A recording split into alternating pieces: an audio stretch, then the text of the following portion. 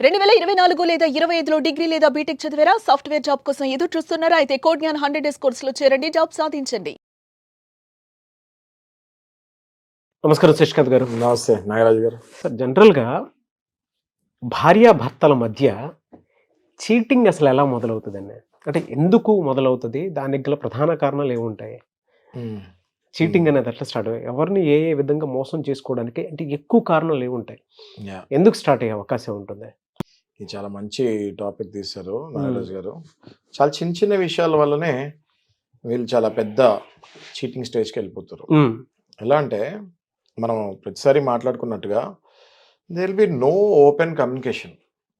Okay, ఎప్పుడైతే ఈ యుగంలో, ఈ గ్లోబలైజేషన్ యుగంలో భార్యాభర్త మీరు ఆఫీస్ టైమింగ్సే కనుక తీసుకున్నా, మార్నింగ్ 9 నుంచి ఈవినింగ్ 8 వరకు ఒకళ్ళకి, ఈవినింగ్ 8 నుంచి మార్నింగ్ 9 వరకు ఒకళ్ళకి, ఈ ఆఫీస్ టైమింగ్స్ నేను ఏదైతే మీకు చెప్తున్నానో ఈ టైమింగ్స్లో చాలామంది పనిచేస్తున్నారు, భార్యలు భర్తలు. ఓకే, ఆప్షన్ లేదు, ఈఎంఐస్ కట్టాలి. ఎవరి ఈఎంఐలు వాళ్ళకు ఉన్నాయి. భార్య భర్త, ఇంతకుముందు భర్త ఒకటి పేరు మీద ఈఎంఐ తీసుకునేవాడు ఇల్లు. ఇప్పుడు మ్యారేజ్ అవ్వగానే భార్య భర్త ఇద్దరు కలిసి ఒక అపార్ట్మెంట్, ఇద్దరి పేరు మీద అప్లికెంట్, కో అప్లికెంట్, ఇద్దరి పేరు మీద లోన్ తీసుకుంటున్నారు. ఇద్దరు కలిసి ఈఎంఐ కట్టాలి. ఈమె అకౌంట్లో కూడా కట్ అవుతుంది, ఆయన అకౌంట్లో కూడా కట్ అవుతుంది. దీనివల్ల ఏమవుతుందంటే, నేను ఎందుకు చెప్తున్నా అంటే, ఉదాహరణ ఎందుకు తీసుకున్నా అంటే, దీనివల్ల ఏమవుతుందంటే వీళ్ళు టైమింగ్స్ తోటి సంబంధం లేకుండా ఉద్యోగాలు చేయాల్సిందే. నాకు కుదరదు 9 to 8, మా ఆయనకు కూడా అదే టైంలో, ఆ టైంలో కుదరదు అని చెప్తానికి ఛాన్సే, ఆస్కారమే లేదంటున్నాను నేను. ఏ టైంలో నీకు ఉద్యోగం వస్తే ఆ టైంలో నువ్వు జాయిన్ అవ్వాలి.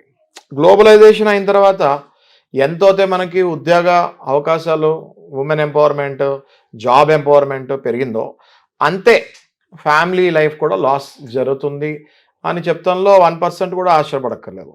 ఓకే, ఎప్పుడైతే ఈ మార్నింగ్ 9 o'clockకి హస్బెండ్ వెళ్ళి 8 o'clockకి వస్తాడో, అట్లీస్ట్ 8 o'clock వచ్చిన తర్వాత వైఫ్ ఫేస్ చూసే పరిస్థితి కూడా లేదు. ఎందుకంటే దానికి ఒక 10 నిమిషాల ముందు, దానికి ఒక అరగంట ముందే ఈమె క్యాబ్ వస్తుంది, ఈమె క్యాబ్కి వెళ్ళిపోతుంది. అసలు మీరు నమ్మరు, కొన్ని రోజుల వరకు ఒకళ్ళ ముఖాలు ఒకళ్ళు చూసుకోకుండా కేవలం ఈ స్లిప్స్ ఉంటాయి కదా, స్లిప్స్ మీద రాసి అతికిచ్చేసి వెళ్తూ ఉంటారు. కమ్యూనికేషన్ ఆ రకంగా తయారవుతుంది. డైరెక్ట్ కమ్యూనికేషన్ ఫోన్లో కూడా మాట్లాడుకోలేదు. ఈ ఫోన్స్ కూడా నాట్ అలౌడ్ ఉంటాయి చాలా ఆఫీస్లో. ఓకే, మీరు అమెజాన్ అని ఇట్లాంటి కంపెనీస్ తీసుకుంటే there phones also not allowed. Okay, phone కూడా సైలెంట్ మోడ్లో పెట్టి అల్మారీలో ఇక్కడ పెట్టి లోపలికి వెళ్ళాలి, లాకర్లో పెట్టి వెళ్ళాలి. సో వీళ్ళ కమ్యూనికేషన్ మోడ్ ఏమవుతుందంటే, చిన్న చిన్న పేపర్లలో ఇది ఇక్కడ పెట్టాను చూసుకో, అది ఇక్కడ పెట్టాను చూసుకో. వీడు హస్బెండ్ వచ్చినాడు, ఆ పేపర్ చదివి ఓకే ఫ్రిడ్జ్లో ఇది ఉంది అని చెప్పి ఆ పేపర్ తీసి చింపేసి ఫ్రిడ్జ్లో ఉన్న తింటాడు. వీడేదో తెస్తాడు బయట నుంచి, మళ్ళీ ఇంకో స్లిప్ రాస్తాడు, ఇది ఇక్కడ పెట్టాను చూసుకో అని. ఓకే, మళ్ళీ పొద్దున్న ఈమె జాబ్ నుంచి వచ్చేసరికి ఒక అరగంట ముందే ఈయన వెళ్ళిపోతాడు. ఇది చాలా ఘోరమైన పరిస్థితి ఇప్పుడు నడుస్తుంది. నా దగ్గరికి వచ్చే క్లయింట్స్లో నేను ప్రాక్టికల్గా చూసి చెప్పే విషయం ఇది. నేనేదో ఇమాజిన్ చేసుకొని చెప్పే విషయం కాదు, ప్రాక్టికల్గా చూసి చెప్పే విషయం ఇది. ఎప్పుడైతే జీరో కమ్యూనికేషన్కి వెళ్ళిపోతారో ఆల్మోస్ట్ వీళ్ళు ఒక స్ట్రేంజర్స్ లాగా ఫీల్ అయ్యి, ఎప్పుడైతే వీళ్ళు మార్నింగ్ 9 నుంచి రాత్రి 8 వరకు ఆఫీస్లో టైం స్పెండ్ చేస్తారో, ఆ పక్కన కొలీగ్ ఎవరైతే రెగ్యులర్గా వీళ్ళతో టచ్లో ఉంటారో వాళ్ళతోటి తెలియకుండా ఒక బాండింగ్ ఏర్పడిపోతుంది. ఓకే, ఏర్పడి ఇమోషనల్గా వాళ్ళతోటి, ఇప్పుడు మన నెక్స్ట్ పాయింట్కి వెళ్తున్నాం, ఇమోషనల్గా వాళ్ళతోటి వీళ్ళు కనెక్ట్ అవుతారు. వీళ్ళు ఓపెన్గా ఏది డిస్కస్ చేసుకోవాలనుకున్నా కూడా వాళ్ళతోనే డిస్కస్ చేసుకోవాలి వచ్చే పరిస్థితి వచ్చేస్తుంది. ఎందుకంటే హస్బెండ్ అవైలబుల్ ఉండడు, ఈమె దగ్గర ఫోన్ ఉండదు ఆఫీస్లో. ఓకే, సో వీళ్ళు ఇమోషనల్గా, అది అబ్బాయే కానివ్వండి అమ్మాయే కానివ్వండి, ఇమోషనల్గా చాలామంది అయితే అమ్మాయిలతో కూడా ఇమోషనల్గా కనెక్ట్ అవుతారు. ఓకే, నేను ప్రతిదీ కూడా ఫిజికల్ రిలేషన్తోనే కంపేర్ చేయట్లేదు. సైకలాజికల్గా ఈ అమ్మాయి ఇంకొక అమ్మాయితో కూడా కనెక్ట్ అయిపోతుంది ఇమోషనల్గా. అక్కడ ఫిజికల్ రాకపోవచ్చు, కానీ ఒక అబ్బాయితోనే కనెక్ట్ అవుతే అక్కడ ఫిజికల్ కూడా రావచ్చు. అంతే కదా కదా, జెండర్ అట్రాక్షన్, బిహేవియర్ మారుతుందండి. జెండర్ అట్రాక్షన్, బాడీ రిక్వైర్మెంట్స్, ఆ ఏజ్ అలాంటిది, రైట్? సో ఎప్పుడైతే హస్బెండ్ అసలు కనిపించట్లేదో, ఆబ్వియస్గా ఇంకొకటి ఎవడో రెగ్యులర్గా టచ్లో ఉన్నప్పుడు, ఇది మనం చాలా సినిమాల్లో చూస్తుంటాము, చాలా కథల్లో చదువుతుంటాము, చాలా నవల్స్లో చూస్తూ ఉంటాము. ఆటోమేటిక్గా ఒక బాండింగ్ అనేది, ఇమోషనల్ బాండింగ్ అనేది ఏర్పడుతుంది. అక్కడతోటి they might go to some extra marital affairs also. Okay, Nagaraju garu, ఈ ఇమోషనల్ కనెక్షన్లో ఏమవుతుంది అంటే పాపం ఇంట్లో హస్బెండ్ కూడా వైఫ్కి ఏదో చేయాలనుకుంటాడు. అప్పుడప్పుడు హస్బెండ్ కళ్ళల్లో కూడా వైఫ్ రిక్వైర్మెంట్స్ ఏంటో కనిపిస్తుంటాయి. ఫర్ ఎగ్జాంపుల్, ఒకవేళ వైఫ్ ఫోన్ క్రాక్ వచ్చి ఇరిగిపోతే హస్బెండ్ అది చేయాలనుకుంటాడు, కానీ చేసే టైం ఉండదు. ఎప్పుడైతే ఈ వైఫ్కి తెలుస్తుందో హస్బెండ్ కంట్లో పడింది నా ఫోన్ ఇరిగింది అని, అయినా కూడా ఏమి యాక్షన్ తీసుకోవట్లేదు అని ఎప్పుడైతే వైఫ్ ఫీల్ అవుతుందో, మళ్ళీ అక్కడ ఇమోషనల్గా నేను నెగ్లెక్ట్ అవుతున్నానేమో అన్న ఫీలింగ్కి వైఫ్ వస్తుంది. ఓకే, ఈ హస్బెండ్కి తెలుసు చేయాలి అనుకుంటాడు, కానీ టైం కుదరదు. ఓకే, ఇది చూడండి ఎంత విచిత్రం అంటే, ఎవ్వరు కూడా కావాలని విడిపోవాలని ప్రయత్నించట్లే. ఇప్పుడు మనం మాట్లాడుకుందాం, అవునవును, సమయం అలా చేస్తుంది, అలాని టైం అలా ఆడుకుంటుంది వాళ్ళతోటి. ఓకే, ఈ టైంని సెట్ చేసుకునే టైం కూడా వాళ్ళకి లేదు. ఎందుకంటే నెల తిరగగానే కమిట్మెంట్స్, కారు, ఇల్లు, furniture, blah blah blah etcetera etcetera, personal loans, credit cards. Okay, ఈ ఇమోషనల్ నెగ్లిజెన్స్ ఉంటుంది. అయితే ఇక్కడ మనకి మిస్ అయ్యేది ఏంటి లైఫ్లో అంటే, ఇవన్నీ కూడా కవర్ చేయగలుగుతాడు. వారానికి అట్లీస్ట్ ఒక్కరోజైనా వీళ్ళిద్దరికి కామన్గా కొన్ని అవర్స్ అయినా దొరుకుతుంది టైం, 100% దొరుకుతుంది. ఓకే, ఆ టైంలో కనుక ఈ హస్బెండ్ వైఫ్ని లేదా వైఫ్ హస్బెండ్ని కొంచెం లైట్ మూడ్లోకి కనుక తీసుకెళ్ళగలుగుతాయి. ఎట్లాంటి లైట్ మూడ్లోకి? స్ట్రెస్ రిలేటెడ్ టాపిక్స్ కాకుండా హ్యాపీ టాపిక్స్, కొంచెం కామెడీ సెన్స్ ఉండాలి, హ్యూమరస్ ఉండాలి, తీసుకెళ్ళి అది మాట్లాడుతూ పెద్ద పెద్ద ప్రాబ్లమ్స్ కూడా. ఫర్ ఎగ్జాంపుల్, ఇప్పుడు ఈఎంఐ మనకు నెలకి 2 లక్షలు కడుతున్నాము. ఓకే, అది ఒకటి ఇంకా 24 అవర్స్ మైండ్లో ఈఎంఐ నడుస్తూనే ఉంటుంది హస్బెండ్కి వైఫ్కి ఇద్దరికి. ఎప్పుడైతే హస్బెండ్ కూర్చొని మనం నెక్స్ట్ 2 ఇయర్స్లో ఈ ఈఎంఐని కన్సైజ్ చేసేసుకుంటాము, ఈ 2 లక్షల ఈఎంఐ మనకు పెద్ద ఇష్యూ ఉండదు. ఎందుకంటే నెక్స్ట్ 2 ఇయర్స్లో మన ఇద్దరికి శాలరీస్ పెరుగుతాయి. ఇంకా మనం పోను ఇట్లాంటి కమిట్మెంట్స్ పెట్టుకోకుండా ఉన్న కమిట్మెంట్స్ని తీర్చుకుంటూ మనం ముందుకెళ్ళి మన లైఫ్ చాలా హ్యాపీగా చేసుకుందాము అని ఒక లైటర్ మోడ్లో కనుక వైఫ్కి ఒక భరోసా, ఒక కమిట్మెంట్ కనుక ఇచ్చి కొంచెం హ్యూమరస్గా ఉండి సరదాగా కొన్ని జోకులు ఏదైనా వేస్తే ఈ వైఫ్ మొత్తం మర్చిపోతుంది. ఇమోషనల్ బాండింగ్ అనేది ఇంకా ఈ వైఫ్కి ఉండదు, టోటల్ మర్చిపోతుంది. సో ఆ మూడ్లోకి హస్బెండే వైఫ్ని మ్యాక్సిమం తీసుకురావాలి. రీజన్ ఏంటి అంటే, ఎంత కాదన్నా వైఫ్కి ఇంట్లో పనులు వైఫ్కే ఉంటాయి. ఎంతమంది సర్వెంట్స్ ఉన్నా వాళ్ళని మానిటర్ చేసేది కూడా మళ్ళీ వైఫే కదా, హస్బెండ్ కాదు కదా. సో హస్బెండ్ ఈ ఇనిషియేటివ్ కనుక తీసుకొని కొంచెం ముందుకెళ్తే రిలేషన్లో క్రాక్ రాకుండా ఉండే ఛాన్సెస్ ఎక్కువ ఉంటాయి. ఒకవేళ ఇలా కాకుండా ఒక మెకానికల్గా అదే మోడ్లో వెళ్తూ ఇంకా ఈ రిలేషన్ని రప్చర్ చేసుకోవాలనుకుంటే, అంటే ఎట్లా, ఇప్పుడు నేను చెప్పినట్టుగా లైటర్ నోట్లో కామెడీగా వెళ్ళకుండా దొరికిన టైంలో కూడా నువ్వు గనక ఆ వైఫ్ని రాంగ్ సైడ్ కెలిపితే, అంటే వాళ్ళ పేరెంట్స్ కానీ మళ్ళీ వాళ్ళ బ్రదర్స్ కానీ మళ్ళీ ఏదైనా ఆమె పట్ల ఏదైనా నెగిటివిటీగా నువ్వు మాట్లాడావంటే నీ ఉన్న రిలేషన్ మొత్తం అటాచ్ అయిపోతున్నట్టే లెక్క. ఆ ఒక్క పనైనా చేయకుండా ఉంటే, ఇప్పుడున్న ఫాస్ట్ జనరేషన్లో, ఇప్పుడున్న టైమ్లెస్ జనరేషన్లో ఈ విడాకులు ఏవైతే పర్సంటేజెస్ ఆఫ్ విడాకులు, అవుట్ ఆఫ్ 100 ఐఎమ్ సీయింగ్ 70% విడాకులకి దారి తీస్తున్నారు. దట్ టు వితిన్ 1 ఇయర్ స్పాన్లోనే. సెలబ్రిటీలు లేదు, నార్మల్ పీపుల్ లేరు, ఎవరి కాళ్ళు డెసిషన్స్ తీసుకుంటున్నారు, వస్తున్నారు, we want to take divorce అంటున్నారు.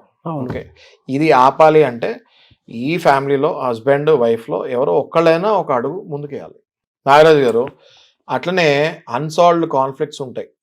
ఏ హస్బెండ్ అయినా ప్రపంచంలో కాన్ఫ్లిక్ట్సే లేకుండా ఉంది అని చెప్తున్నారంటే అదే పెద్ద కాన్ఫ్లిక్ట్. అవును, ప్రతి వైఫ్కి, ప్రతి హస్బెండ్కి అన్సాల్వ్డ్ కాన్ఫ్లిక్ట్స్ ఉంటాయి. అంటే అది చిన్న విషయం కూడా అయి ఉండొచ్చు, పెద్ద విషయం కూడా అయి ఉండొచ్చు. ఒకవేళ నీ ముందు మీ మదర్ నాతో ఇట్లా అనింది, దానికి నువ్వు జస్టిఫికేషన్ ఇవ్వలేదనుకోండి, అది అన్సాల్వ్డ్ కాన్ఫ్లిక్ట్. ఓకే, నిన్న నేను ఆఫీస్కి వెళ్తానికి లేట్, రీజన్ నువ్వే, అది కూడా అన్సాల్వ్డ్ కాన్ఫ్లిక్టే. చాలా మందికి అర్థం కాని విషయం ఏంటి అంటే, చాలా చిన్న విషయాలే అన్సాల్వ్డ్ కాన్ఫ్లిక్ట్స్ కింద మిగిలిపోతాయి. ఒక్క చిన్న మాట చెప్పాలి హస్బెండ్ వచ్చి, నా వల్లే నీకు లేట్ అయింది, ఐఎమ్ సారీ, నెక్స్ట్ టైం నుంచి మనం కరెక్ట్గా ప్లాన్ చేసుకుందాం, సాల్వ్ అయిపోతుంది. అవును మా మదర్ ఇలా అనింది, ఆమెకు తెలియదు, ఆమె ఓల్డ్ జనరేషన్, నువ్వు అది పట్టించుకోకు, నేను మా అమ్మకి చెప్తానులే, ఈ పాయింట్ ఆమెదే రాంగ్ అని చెప్తే అది అక్కడితో సాల్వ్ అయిపోతుంది. ఈ కాన్ఫ్లిక్ట్స్ని ఎప్పుడైతే మీరు క్లియర్ చేయకుండా వైఫ్ మైండ్లో పైలప్ చేస్తూ ఉంటారో వైఫ్కి ఇన్సెక్యూరిటీ పెరిగిపోతూ ఉంటుంది. మేబీ నా హస్బెండ్ కూడా నన్ను నెగిటివ్ అనుకుంటున్నాడేమో అన్న ఇన్సెక్యూరిటీ వైఫ్కి పెరిగిపోతూ ఉంటుంది. You have to solve those unsolved conflicts. It could be small, it could be large, but you have to solve it at one time.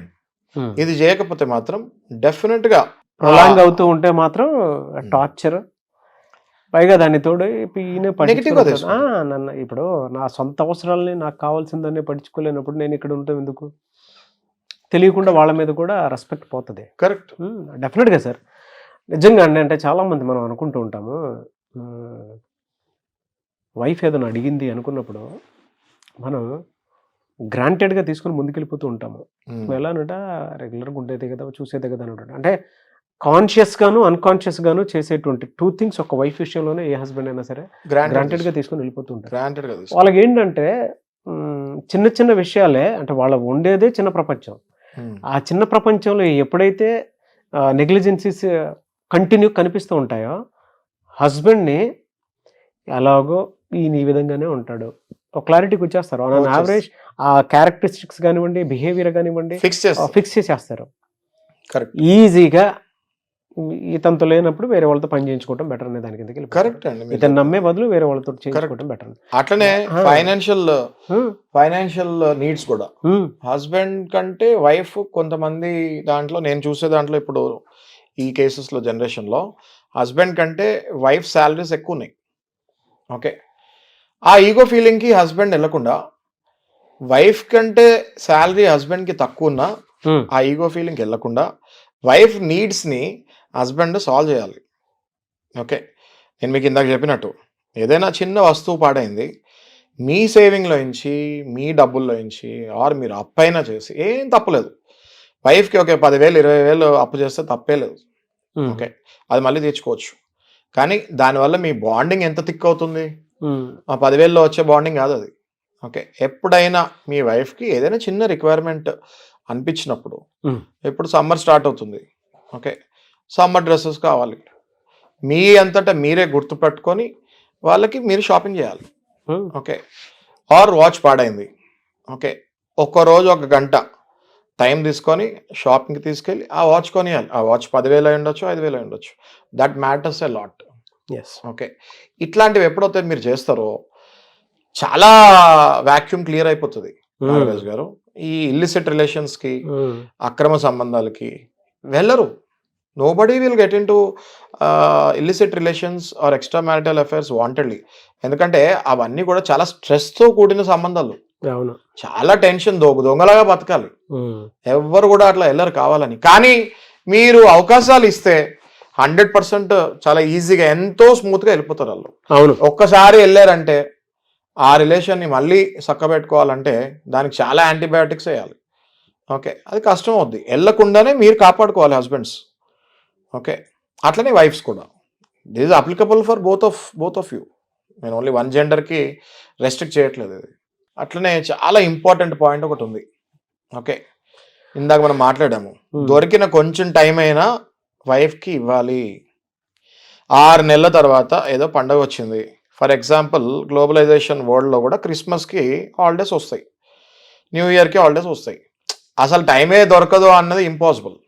ఈ న్యూ ఇయర్లో, ఈ క్రిస్మస్లో గ్లోబలైజేషన్, నీ ఏ కంపెనీలో పనిచేస్తున్నా ప్రపంచంలో, హైదరాబాద్లో నువ్వు పనిచేస్తున్నప్పుడు, ఇండియాలో పనిచేస్తున్నప్పుడు ఇద్దరికి కామన్ హాలిడేస్ ఉంటాయి. అవును, ఈ కామన్ హాలిడేస్లో గనక ఇదొక్కటే నీకు అమూల్యమైన అవకాశం. ఎందుకంటే బోత్ ఆఫ్ యువర్ వర్కింగ్. ఇదొక్కటే నీకు అమూల్యమైన అవకాశం. ఈ అవకాశంలో గనక నువ్వు ఫ్రెండ్స్ తోటి ట్రిప్స్ ప్లాన్ చేసి నీ వైఫ్ని నెగ్లెక్ట్ చేసి లేనిపోయిన ఎక్సైట్మెంట్ నీ ఫ్రెండ్స్ ట్రిప్స్తో చూపించి, నీ ఫ్రెండ్స్తో పాటు ఆమె తీసుకెళ్ళకపోయినా వేస్టే, ఎందుకంటే she will not like it. Okay, నువ్వు కనుక నీ ఫ్రెండ్స్తో ట్రిప్ వెళ్ళి దొరికిన 4 రోజులు టైం కూడా వేస్ట్ చేస్తే ఇంకా నీ వైఫ్ ఫిక్స్ అయిపోతుంది, వీడు వేస్ట్, ఇంకా వీడికి దొరికిన టైం కూడా నాకు ఇవ్వట్లేదంటే నేను ఇన్ని రోజులు టైం దొరకట్లేదేమో అని ఇవ్వట్లేదు అనుకున్నాను, టైం దొరికిన తర్వాత కూడా నాకు ఇవ్వట్లేదు అనుకుంటే that means he's clearly not interested in me అని అనుకుంటుంది. అవును. ఆ పాయింట్ ఆ స్టేజ్కి మాత్రం ఎవరు తీసుకురాకూడదు. ఆ నెగ్లిజెన్సీ, ఎమోషనల్ నెగ్లిజెన్సీకి వస్తే మాత్రం ఖచ్చితంగా మీరు తప్పడుగేస్తున్నట్టే లెక్క. లేనిపోయిన ఎక్సైట్మెంట్ మీరు మీ ఫ్రెండ్స్తో చూపించినప్పుడు ఈమెకి నార్మల్గా కాలదు, మండిపోతుంది. రైట్? అవునా కదా నాగరాజు గారు? అవునండి. హారబుల్ కదా. 1 yearలో మీ టైమింగ్సే షిఫ్ట్ సెట్ అవ్వట్లేదు, 5 రోజులు టైం దొరికింది. ఆ 5 రోజుల టైంలో నేను మా ఆఫీస్ తోటి ట్రిప్కి వెళ్తున్నా అంటే మాత్రం అందులో మళ్ళీ నీ ముఖంలో ఆనందము, ఎక్సైట్మెంట్ కనిపిస్తుంటది. వీళ్ళు కూడా మంచిగానే పంపిస్తారు వచ్చిన ఇది ఇది ఇది చాలా కరెక్ట్ పాయింట్. వీళ్ళు వెళ్ళేటప్పుడు డిస్టర్బ్ చేయరు. వీళ్ళు వెళ్ళేటప్పుడు సరే నాకు కాకపోతే కనీసం అతనికైనా పర్సనల్ టైం దొరికింది అనేటువంటి ఉద్దేశంలో పంపించేస్తారు. అయ్యో పాపం వచ్చిన తర్వాత నిదానంగా వైబ్స్ స్టార్ట్ అవుతా చాలా పెద్ద గొడవలు అవుతాయి అవి. సెగలు పొగలు పొగలు మనకు అర్థం కాదు. అది వెళ్ళిన వాళ్ళకి వచ్చిన తర్వాత అర్థం అవుతుంది, కానీ అర్థం కానట్టు యాక్షన్ చేస్తారు. ఒక 1 week లో అది లావా 1 week లో పేలుతుంది. పేలినప్పుడు దట్ విల్ గో టు మళ్ళీ అనకూడదు, కానీ చిన్న చిన్న విషయాలకి డైవర్స్ లాగా వెళ్ళిపోతున్నారు. ఇది కూడా ఈ చిన్న విషయం కూడా డైవర్స్కి వెళ్ళే ఛాన్సెస్ చాలా ఎక్కువ ఉన్నాయి. అవును. ఎప్పుడైతే వీళ్ళు అసలు టైమే ఇవ్వరో, ఎప్పుడైతే వీళ్ళు కంప్లీట్ గా అసలు నెగ్లెక్టే చేసేస్తున్నారో 100% అమ్మాయి హార్ట్ బ్రేక్ అయ్యి డైవర్స్కి వెళ్ళే ఛాన్సెస్ చాలా గట్టిగా ఉంటాయి. వీళ్ళకి రీజన్స్ కూడా ఏం లేవు పెద్దగా, నాకు టైం ఇవ్వట్లేదు, what the hell is this అంటారు వాళ్ళు. ఓకే, అంతే, ఆ ఒక పాయింట్ చాలు డైవర్స్ ఈయనకి. ఆ తర్వాత మళ్ళీ వీళ్ళు విడిపోతానికి ఎంత కష్టపడుతున్నారంటే, ఎందుకంటే ఒకటే ఇల్లు, 2 EMIలు, ఒకటే కారు, మళ్ళీ కమిట్మెంట్లు. విడిపోయేటప్పుడు కూడా వీళ్ళు ఫైనాన్షియల్ గా చాలా కష్టపడి విడిపోవాల్సి వస్తుంది. సంపాదించిందంతా పోగొట్టుకొని విడిపోవాల్సి వచ్చే పరిస్థితికి వస్తున్నారు. అర్థమైంది కదా మీకు? ఒకసారి ఇల్లు కొనిన తర్వాత అది మధ్యలో అమ్మేస్తే దానికి వాల్యూ లేదు.